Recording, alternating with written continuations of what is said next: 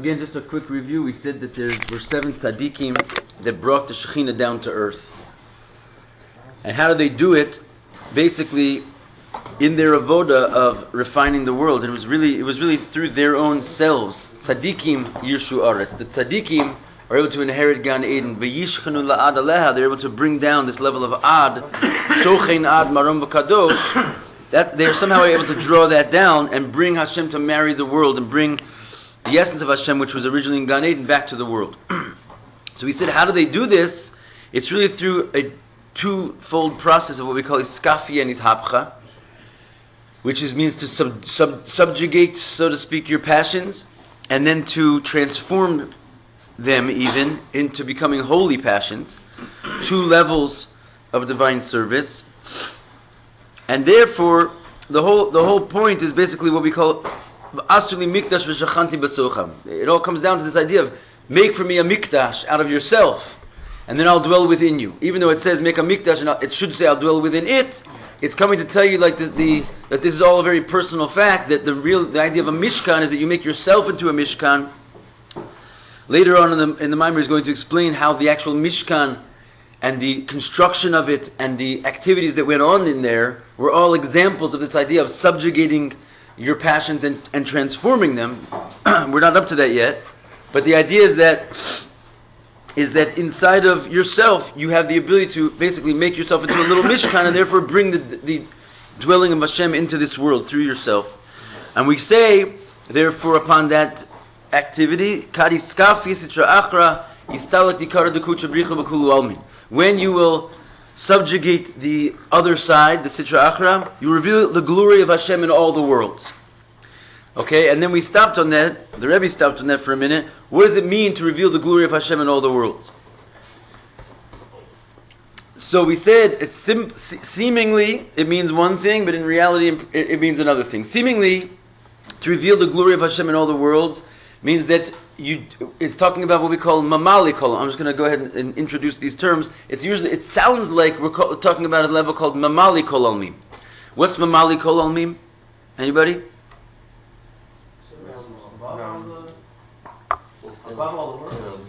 That's soviv kol almim. Okay. What's mamali kol almim? The internalizing light. Right? It's important. We're going to need these terms in a minute. The internalizing light. What's the internalizing light? First of all, what's soviv kol almim then?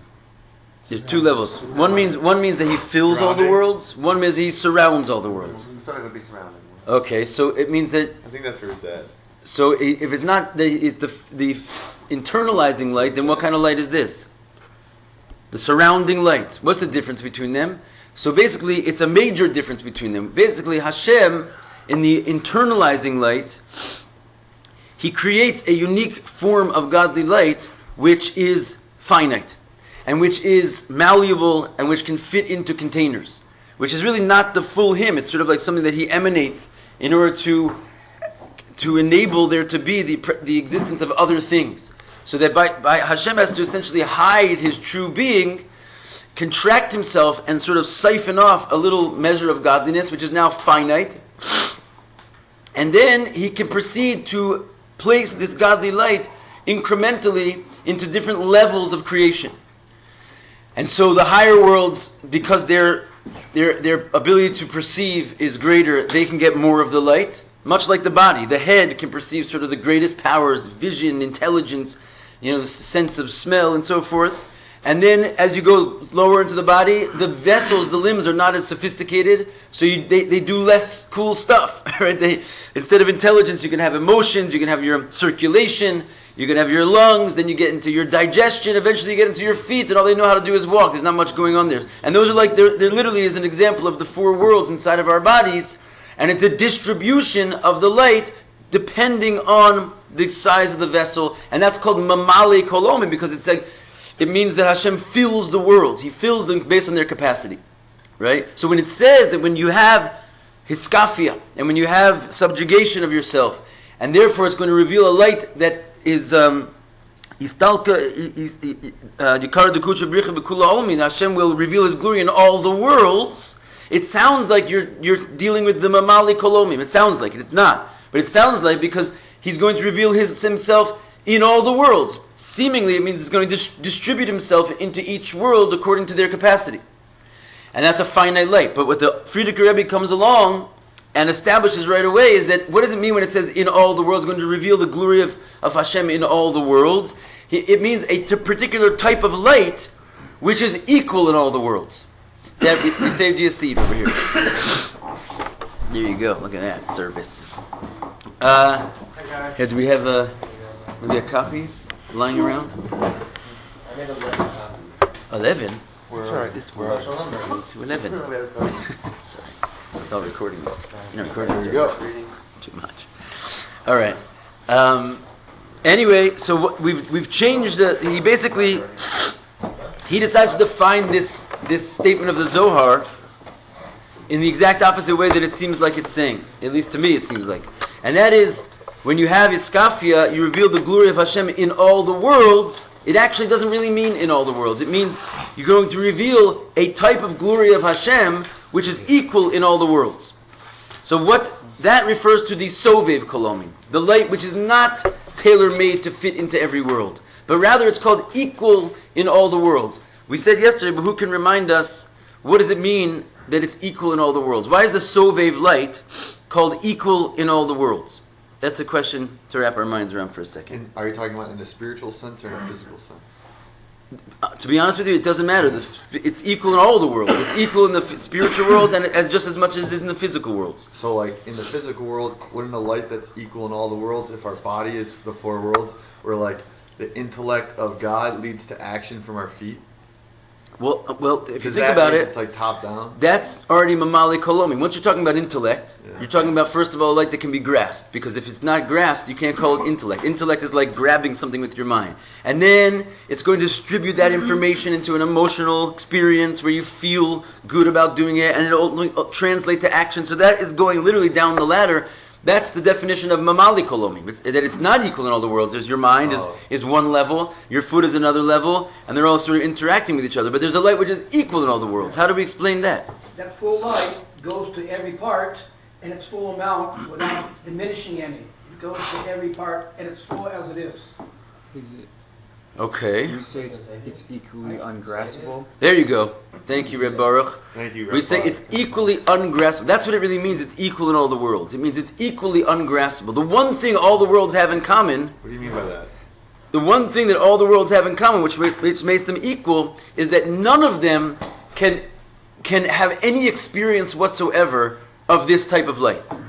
Because that's the whole point. Those Mamali worlds, those worlds of contracted light, from the beginning until their end, which basically is from Atzilut until Asiya, or however you want to break it up, from the beginning of the Kav, this line of light until the bottom, it's all predicated on the fact that Hashem siphoned off a little bit of finite capacity of Himself and separated from the infinite capacity of Himself. And therefore, even at its peak, it's unable to have any true experience of the infinite aspect of Himself, because it's living in a dimension which he intentionally made finite, and the finite cannot experience the infinite. So basically, even if you're the head, which means you have the greatest vessel to perceive as much godly light as possible, when it comes to an infinite godly light, you're incapable of perceiving even the fact that it's there. Just as the foot, so to speak, can't perceive it, because the foot is a low vessel, which doesn't have much ability to perceive anything, cannot perceive this infinite light, so too, the head cannot perceive this infinite light, because it's beyond grasp. So if the whole lower level of light, the Mamali Kolom, is predicated on the fact of how much of it can be grasped, so that the top and the bottom of it are equally cannot grasp something that's ingraspable. And therefore, it's not that this light is not, this Sovev light, it's not that it's not inside of all those lower worlds, it's just that it's imperceptible to any of them equally. And basically what the light does is it equates the head and the foot. It makes them so that there's really no difference between them, even though in relative to each other, there's a massive difference between the head and the foot. Relative to something infinite, they're exactly the same, because they're in the realm of finite, and they're therefore neither of them have any access to the infinite. and are relegated to be equals to each other. It equates head and foot. It makes all the distinctions between high and low go away. Does that make sense? You follow that? That was all Mimale? No. You said the last part was Seivu.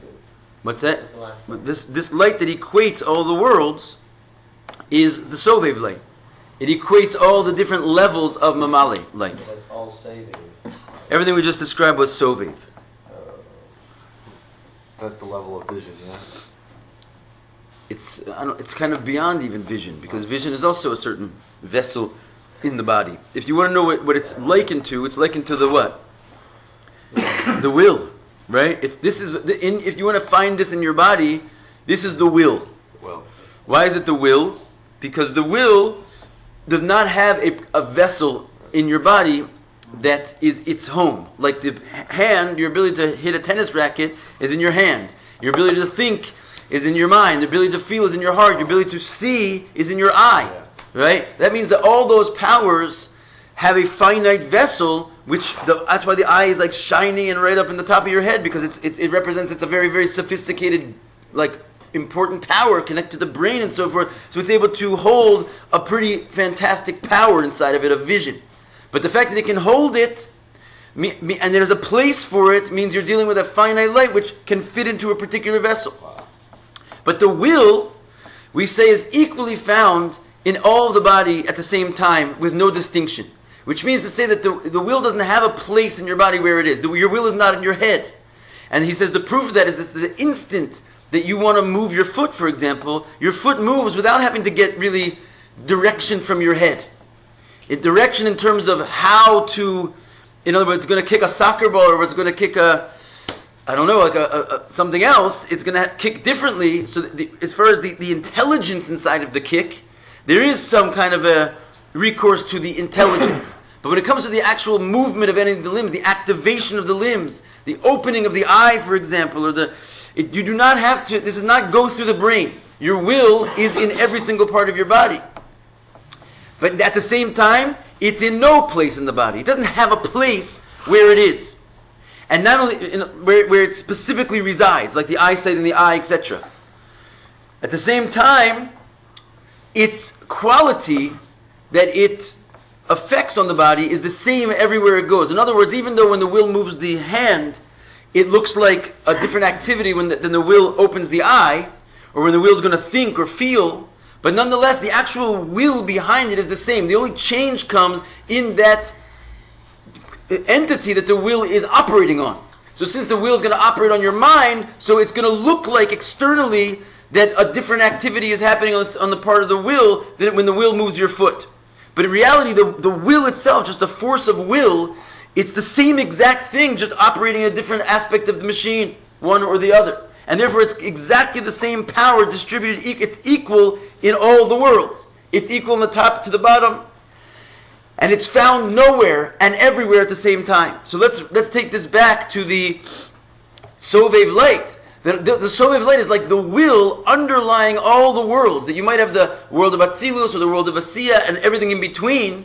And these are all like God as He contracts Himself into different powers and different ways of expression which fill the vessels and sort of show up as different forms. But underlying them is this unforeseen light that none of them can really access, and at the same time is found inside of all of them and controlling them all and wielding them all at will, which none of them can actually perceive. It's affecting them and they can't affect it. And this is basically the Sovev light, which is in this very room right now. It's the Orain Soph, which basically is in every place, but it cannot be perceived by any place, and therefore it equates top and bottom. Does anyone have any questions about this? Is that the Sovev, is that like Hakil or Makif? Or is that... Makif goes on Sovev, they're similar. Follow? Alright, so let's go inside. Great example. So he said that in the beginning of the discussion, so he starts to basically explain that when it comes to Sovev light, it's equal in all the worlds.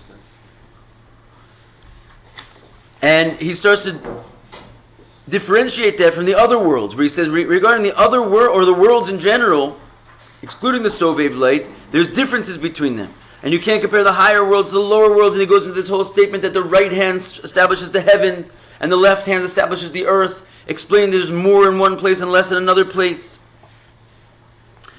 And then he explains that the light actually in the lower worlds is not only minimized but actually concealed. You get to a point where basically it looks like HaShem is not there in the lower worlds even though the light is producing it. And he says, where does this all come from? This in the verse, where do we see that there's this distinction between the worlds? I think this is pretty much where we left off, so we'll take it from here. And he says, Diksiv, it's written, Kol anikra bishmi ulichvodi, everything which is called in my name and my glory, he created it, he formed it, he even made it.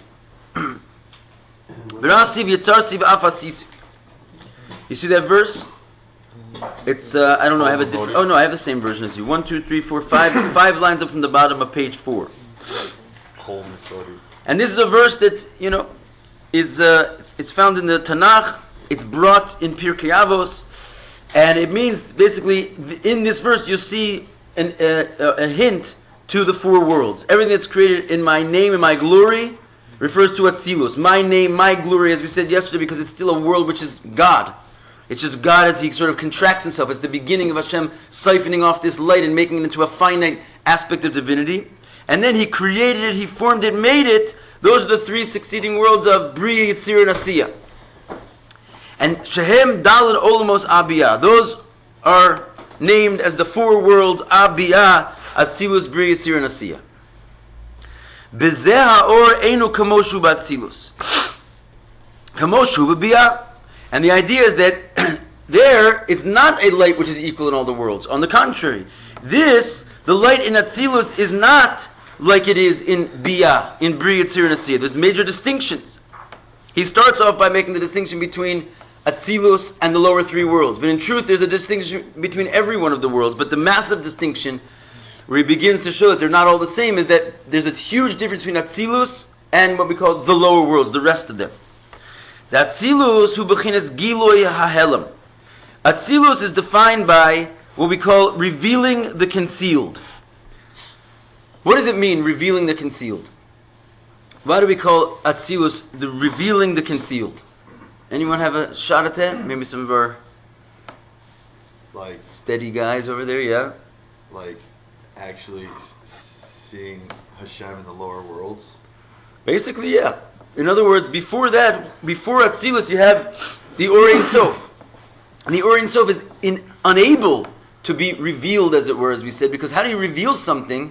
You have to basically put it in some type of a vessel in order to allow it to be seen. I mean, maybe you could say Hashem can see it himself, but it can't be revealed, as it were, to anybody else, unless it becomes condensed and takes on some type of form. So the 10 spherots of Atzilus actually existed in a previous state inside of the soph, but at that level they were like a drop of water in an ocean that had no sense of individuality. You couldn't actually see what they were. So when he contracts the ocean and suddenly the drop of water is left by itself, that's called revealing the concealed. You can actually now make out what these spheros are. And that's its definition. And the name itself, Atzilus, is Melashon Etzlo v'Samuch. It comes from the word Etzel, which means close. The word Atzilus itself, it can mean a few things. One is that it's an emanation, but really it means close. And why is that? Because it's close to Hashem still. It hasn't yet left his domain where it's now called the creation. It's still called the creator. V'kein perish Atzilus Melashon Atzal v'Afrasha. Another meaning of Atzilus means to sort of siphon. The word hafrasha it means to separate. We use it when we say hafrashas challah, right? When you take a little piece of challah off the big dough, that's called hafrasha. And that's basically a perfect analogy of what Atzilus is. It's in all the godliness, Hashem took like a little ball out of it, a finite piece of the infinite, and that's the world of Atzilus. So it's not yet really a world, it's just a small piece of Hashem. So it's a revelation of the concealed, because that little piece of challah was still in the dough. You didn't even know it was there, so he reveals it. It's close, because it's still mamish made of the same challah. And it's called hafrasha. It's a separation, a siphoning off of the divinity, which was in the soph. The Atzilus imayos b'chinas olam. that Atzilut, even though it is in fact called a world, it's called the four worlds, and Atzilut is one of them, and that already indicates a certain type of definition. What is a world? What is the world in Hebrew? What is the word for world in Hebrew? Olam. What does the source of that word mean? Anybody? Hidden. Helim. It comes from the word concealed. So by calling it a world, you're already calling it a concealment. Because if it's a world, then it's something other than HaShem. So it is called a world, so it has this going for it, which is sort of a negative. However, when you discuss worlds, there's two different levels of worlds. There's the actual worlds, and then we call the worlds of the Ein Sof, which means that they're the worlds as they are still inside of God and have not yet expressed their independence or individuality. So we just talked about a second ago that the 10 spheros existed inside the Ein Sof, but like a drop in the ocean, you can't even make out that they're there. They're in a state of nullity, complete nullity. So those, and there's many levels of the 10 spheros, in fact, that are inside of the ocean. It's not just one aspect of the 10 spheros. Like there's different dimensions of the Ein Sof itself, like we learned in the previous mimer. There's several levels of the Kesser, right? At least 3, and they're all above, so to speak, the worlds. So the 10 spheros exist in a nullified state, in different states of nullity, right? And even when they come out and come into the world of Atzilus, it's called the end of the worlds of the Ein Sof. It's not yet really the separated worlds where they exist independently, even though it's become an actual world, and it's come out of the Kesser and expressed itself into the world of Atzilus. Since it's still close to HaShem, it has not yet earned the name, the real name of a true world. It's still called the world of the Ein Sof. It's the last of them, but it's still a world of the Ein Sof. So it's a totally different type of experience than any of the actual 3 worlds that come after it. Masha Enki, not so Bria, Shuas Chalas Matzius. Bria, the next world after Atzilus, is already what we call the beginning of actual existence. B'chinas Yesh Ma'ayim, what we say, something from nothing. In other words, something actually happened. It came out of the ocean completely. In other words, even if you're going to have a drop of water from the ocean, which is how we described Atzilus, it's still water. Right? It's still the same entity of divinity. It's still God. It's not something other than God. It's just a little different aspect of God that you didn't see Him in that way yet. But if all of a sudden from a drop of water you're going to create dry land, just like out of nowhere, from water, just the next stage you go from a big drop of water to a medium drop of water to a little drop of water, all inside of the ocean, and then all of a sudden the water pops out of the ocean, and from there the next stage is dry land. It doesn't actually follow suit so easily. You can't make seemingly dry land from a drop of water. That's what Bria is. It's just something out of nowhere. It literally pops up, Yesh Ma'ayin, something from nothing, and that's already something different. That's what we call the beginning of Metzias, the beginning of an entity which is the world as opposed to God. So he's trying to say Atzilus does not have that yet. Even though it's called a world, it's a different kind of world. I'm going kind of fast here. Is everyone following? When he says Bria, does he mean the lower 3 worlds? Or does he Here he just says Bria on its own. Bria is the beginning of Metzias. Yesterday we said Bria was revelation? Creation. Yeah. Okay. And that's what it means. Anything that's called in my name and my glory, as we said, that refers to Atzilus. The Shmi Uchvodi, these 2 levels, my name and my glory, Hu Hamiyuchad Bi Yadayin. The idea is that they're in the first person, basically. They're my name, my glory, means that they're still united with HaShem. They're still just His emanation. They're not His creation. Shakai al Olam Atzilus. And that refers to the world of Atzilus. Shu Olam Hayichud Bis Klalus. Because that's a world of unification and still an interjoined to HaShem yet. It's not separate. Shu Sham Betachlis Hagilui. Sha'or Sham Betachlis Hagilui. Which means the light of God in that world of Atzilus is in a full measure of revelation. So in other words, you're going to get to it basically even though it's part of the world, right? But it's a level of worldliness which is every little corner and under every stone, it's clear as brilliant daylight that God is making it. And it doesn't even experience itself in any way to say that God is making me. In other words, the actual experience of the world itself is God's own consciousness of himself. That is what it means, it's still united with him. That the light there is in a full measure of revelation. All there is really at that point is light. Even though there are vessels, okay, which are holding that light, the vessels themselves are not concealing the light in any way, but on the contrary, they are a perfect vehicle to allow the light to shine through. What's the analogy for this? Take the notion of you have an animal soul and you have a godly soul. Okay? So a tzaddik gamor on the highest levels, and there actually were tzaddikim that came from the world of Atzilus, like the Avos and Moshe Rabbeinu, that their souls came directly into this world from Atzilus without getting caught up in the lower worlds. Their godly soul was also wrapped in an animal soul when they were here, but the animal soul had absolutely no say in the matter of anything that's going to take place with this being. And on the contrary, the only purpose for the animal soul is that if you don't have one, you can't hang out in the physical world. You don't have like the ability to have a coordinates in the physical world unless you have an animal soul. But on a normal person, the animal soul has literally a mind of its own. And not only does it have a mind of its own, it's actually the mind, it's the primary mind of the person who has it. Which means you're going around thinking that you're an animal, and oh, by the way, I have a godly soul inside of me that should I do a mitzvah once in a while, he'll pop up.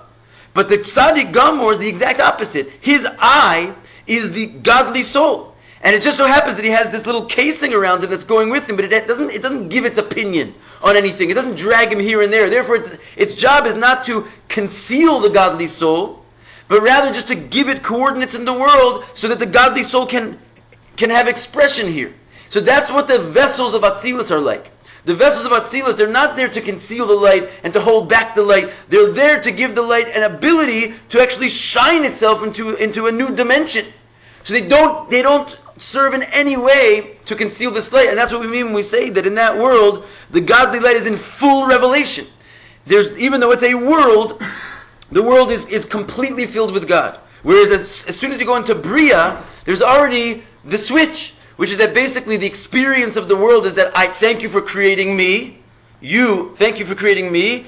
And I'm totally into you. I'm going to do everything you say because you're a wonderful God who created me. So you're already experiencing a separation and that there's a God inside of me that made me two different things. And why is that? Because the vessels took the primary position and the light is already taking a secondary position.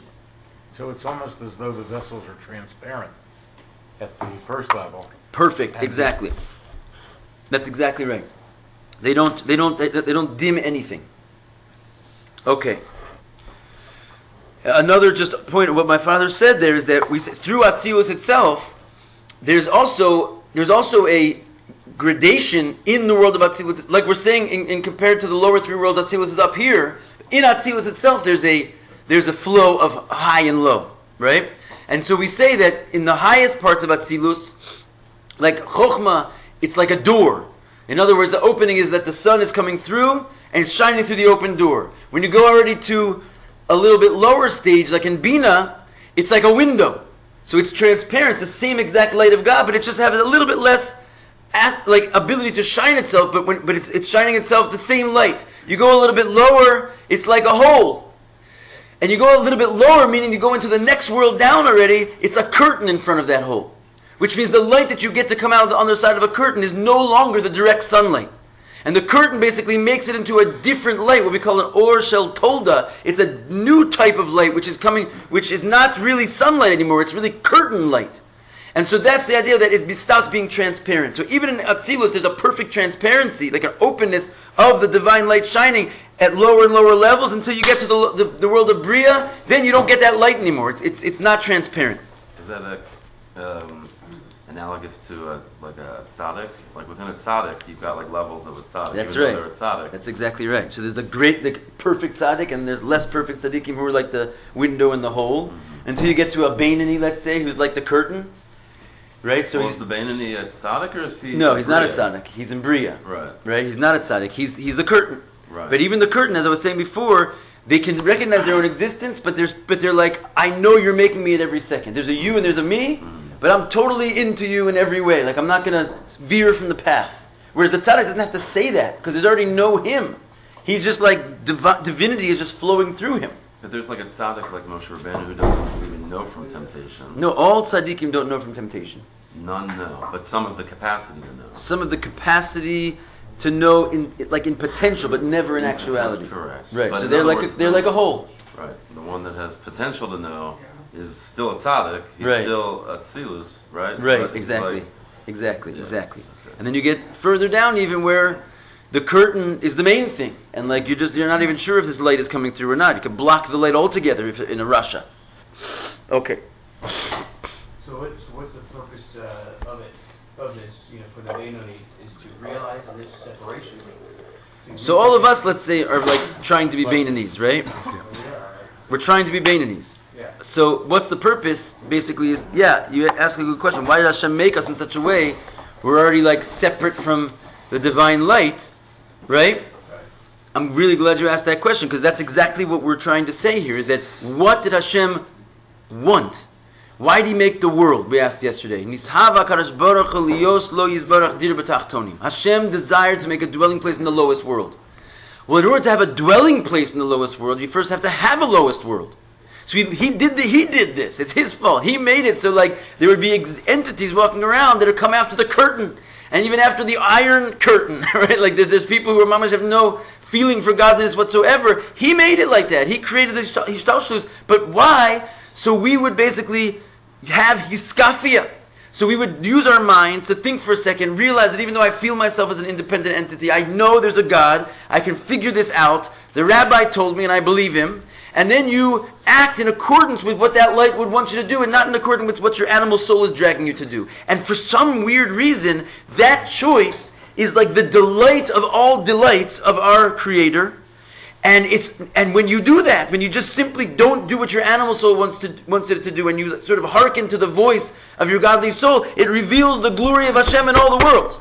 What's the glory of Hashem in all the worlds? The Sovev light, a light which is beyond any of the worlds, even beyond the world of Atzilut, which cannot be perceived, not by the highest nor by the lowest. Somehow when you just don't do the wrong thing, hiskafia, or do the right thing, hishapcha, then you all of a sudden elicit an infinite light into your action, and that's what it means that you become a mishkan for Hashem. You bring the revelation of God into the lowest world. So that's why He did it. He made it this concealing so that we would have the opportunity basically for free choice and make the right choice, and then elicit this level of divinity which is beyond all the worlds. So it's definitely a good idea. In application, is actuated through the will? Yeah, basically what you're revealing is His will, right? And His will is above the worlds, right? His will is above of Atzilus, right? Because the Keser is above Atzilus. So that's the idea, is that when you perform His will, it's not just a fancy name. Literally the level of the divine will, which is the unseen force that is controlling all the world and not seen by any of them. When you do a mitzvah, which is called the will of God, there it is. You've just demonstrated the will of God, which none of the worlds can see. That's like the interesting thing, that only in this physical world is there mitzvahs. All the higher worlds cannot do a mitzvah, which means they do not have the access point to elicit the will which is underlying them and unseen in them. But a yid who does the simplest mitzvah in a physical world specifically, he can elicit this level of will which none of the other worlds can elicit. That's why we're here for 70 or 80 years. It's the greatest gift. You can't get this level of godliness in any other aspect of the entire universe, spiritual universe included, because no one can access the will except for here, the mitzvah. So, I mean, chaval azman, let's just run around doing mitzvahs like a madman, Okay, so basically, let's go on a little bit. It's a good idea. And we're second line down from the top of page 5. De'eno dome klal l'kamoshu ba'olamos biyah. In the world of Atzilus, there's no comparison to as he is in the lower three worlds. U'b'biyah atzman, and in biyah itself, in the lower three worlds themselves, yesh chilukim midregos. They're also distinct one from the other. Ba'agili oros, depending on how much light is revealed in them. Kamosha kasuv, Ba'olam habriya, not kamosha kasuv, kamoshahu ba'olam habriya. So he says, also in the lower three worlds, there's different levels of how much light the lights are. Kamoshahu ba'olam habriya, ba'olam hayitzira, v'asiya. In other words, how much Bria gets of the light versus the coarseness of the vessel, how much Yetzira gets, less, how much Asiya gets already, like nearly none, and the vessel is completely concealing. Amnam kol zehuba or shebal hachayos is olamos, but all of this where there's differences and levels, bichlal, the fact that it can be like this or like that, the godliness like distributes itself into different attributes and levels. All of this is only in the dimension where the light comes to enliven the world, where it's the siphoned off light to begin with, the mamali kolomim, the light that fills the world. Bechinas mamali kolomim. But when you talk about the light which is above any connection to the worlds, where it doesn't contract itself to fit into the world's dimensions, whether it's this world or that world, that's called the light of sovev. It's called the surrounding light. Again, why is it called surrounding? Not because it's not inside. Like your will. It's not containable. Your will is in every single aspect of you, but we still call it the surrounding light because none of your body parts have any access to it. Only it has access to them. They don't have access to it. They're just waiting around for the will to instruct them or command them or move them.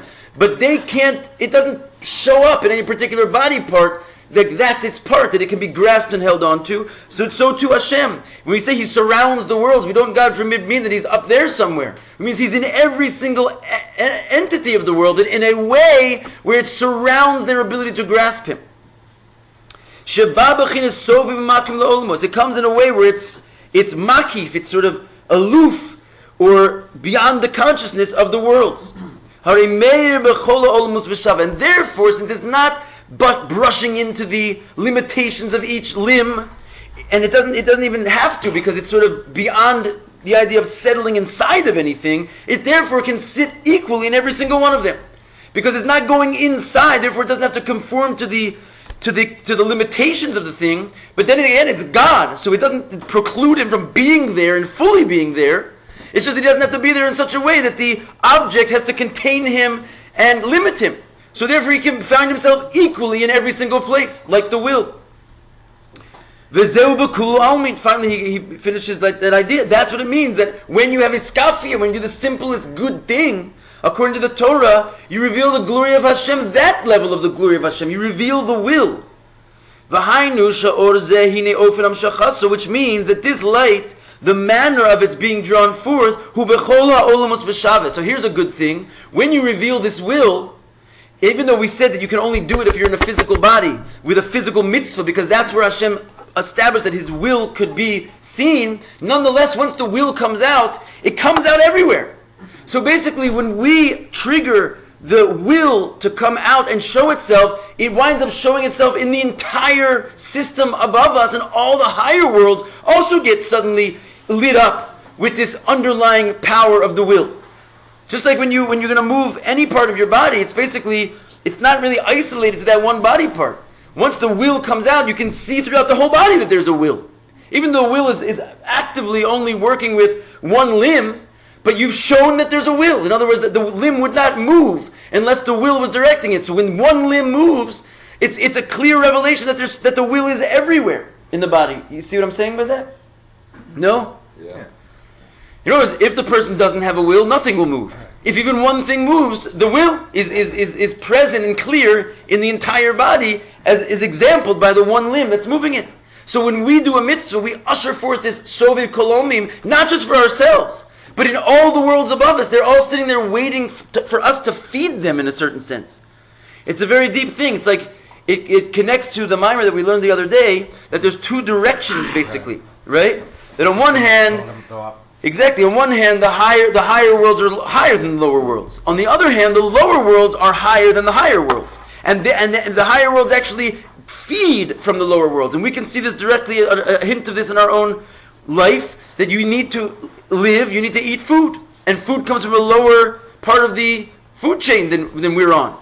Right? And basically not only animals, even plant food, which means they're like several levels down of consciousness, we can't live without it.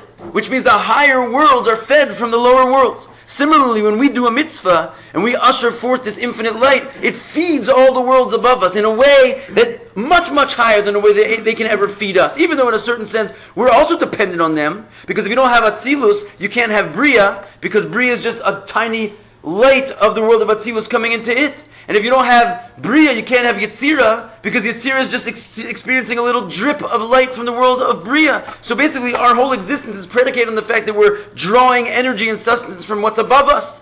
On the other hand, when we do a mitzvah, we sustain them and feed them with a type of energy and life which is much more significant than what they're giving us, because we're giving them the underlying soph kolomi, which they cannot access without us.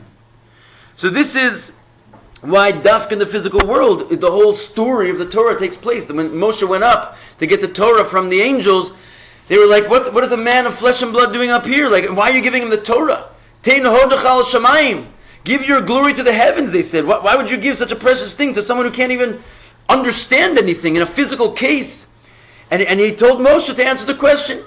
And Moshe said, did you go to Mitzrayim? Because it says in the Torah, the Jews have to come out of Mitzrayim. Do you have a Yetzer Hara? Do you have parents that you have to give honor to your parents? So it all came out to the fact that the only place where the Torah is relevant to be fulfilled is in a physical world where there's a Yetzer Hara and you have physical parents and you have to come out of Mitzrayim mamish. Why is that? Because there's a certain, the will of HaShem, it's kind of, it can be explained, but it's very deep and basically beyond comprehension, that HaShem decided that the only place that His will, this underlying Sovev light, could come out is in this space of a physical world. And when it comes out here, everybody else will get fed from it. Because of the ego, yeah? Yeah? They have a comparison in the Parsha that Dan was the last tribe. Right. So, and they were the gatherers. Right. But they served the other ones. And it said, but that was a big lesson because there's humility that has to be as they were the last. And it seemed like with their feet, they were serving the highest. So with that element of humility, no matter how much knowledge you know, it doesn't help unless you have the service attitude. Beautiful. Yep. So we should just do mitzvahs all day? It says they according to this they sat and they voted. Instead of learning, I'm saying. That's No, a so, mitzvah so, too? no. So it said, first of all, Oh. that's a mitzvah too, and it's even basically the greatest mitzvah. No, big decisions though would involve the will of God, like business decisions or who you marry or serious life decisions. They do involve mitzvot, but you also have to align. You have to make the choice.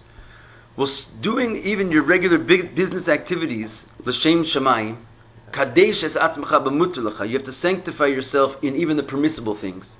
To your point, I'm saying, is that, even though you can't eat this, you can't eat this. So obviously, eating the wrong thing is going against the Torah.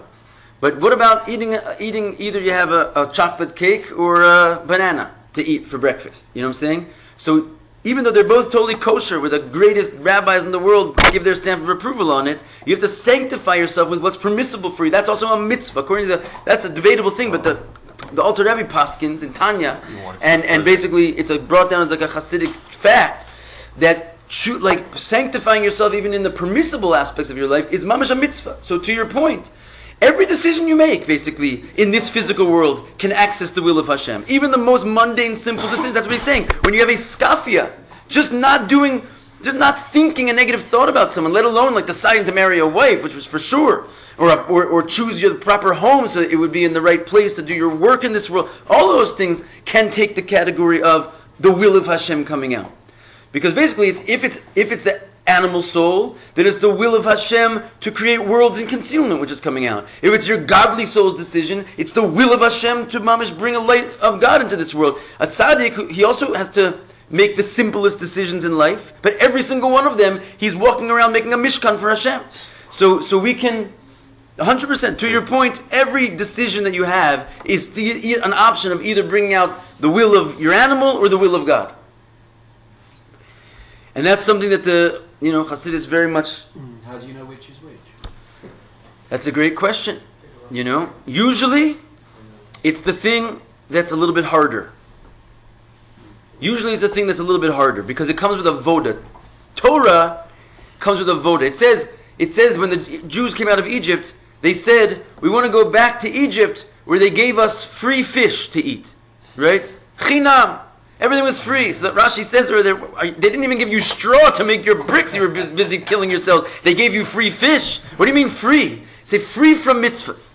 In other words, klipa comes for free. You don't have to work for it. It's the easy thing. If you want a lot of money, so rob a bank. right? But if you want a lot of money and you want to do it according to Kedusha, it's going to take you years and development and teams and strategy because it comes with work. So in general, if you know if it's coming from the right side or the wrong side, on like if you have to, work for it, because that's basically what Hashem placed into the realm, the side of Kedusha, that it comes with a voda, because that's what He loves. He loves it when we subdue ourselves and like basically struggle a little bit in order to serve Him. The person who's a slave doesn't have decisions really to make. Like they're told, this is where you're going to live, this is what you're going to do. True. But to become a slave and be a good slave, Right. there's different types of slaves. Yeah, but we're slaves over like physical material items in our world, not like actual slaves from other people. It's like actual items like that we're addicted to here. Yeah, we have a yoke of servitude around our neck because Hashem made us His slaves. The only question is, are you a rebellious slave? Or are you going to take upon your master? I guess we live in such an era that like the concept of being a slave is like so abused, frankly, and like crazy. But in the old days, slavery was like a certain status of humanity. It wasn't considered like, definitely you're going to be oppressed, because the Jewish people, for example, treated their slaves like mamish, like family. But it was like, you're a Kohen, you're a Yisrael, you're a Ger, you're a slave, you're a king. It was like a caste system. It wasn't necessarily like you were a bad person. So the idea of being a slave, there's a good slave and a bad slave. You could do your job faithfully or you could not do your job faithfully. Obviously, people started to abuse their slaves in such a way that we had to like abolish it from our religion, and therefore it became pretty much abolished from the world. But in theory, to be a slave is a whole like life's work. Okay, don't try it at home though. All right, let's hold here, I think, for today. Yeah, if you think about it,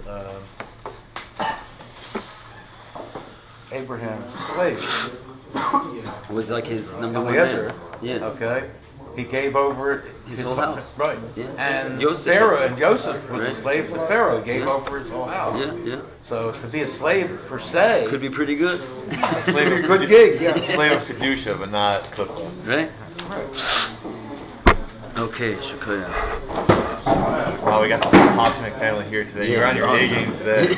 That's some fire in the They were morning. here yesterday. You don't even need coffee. They were here yesterday without coffee. It wasn't. You'll see. It wasn't. That's what's going.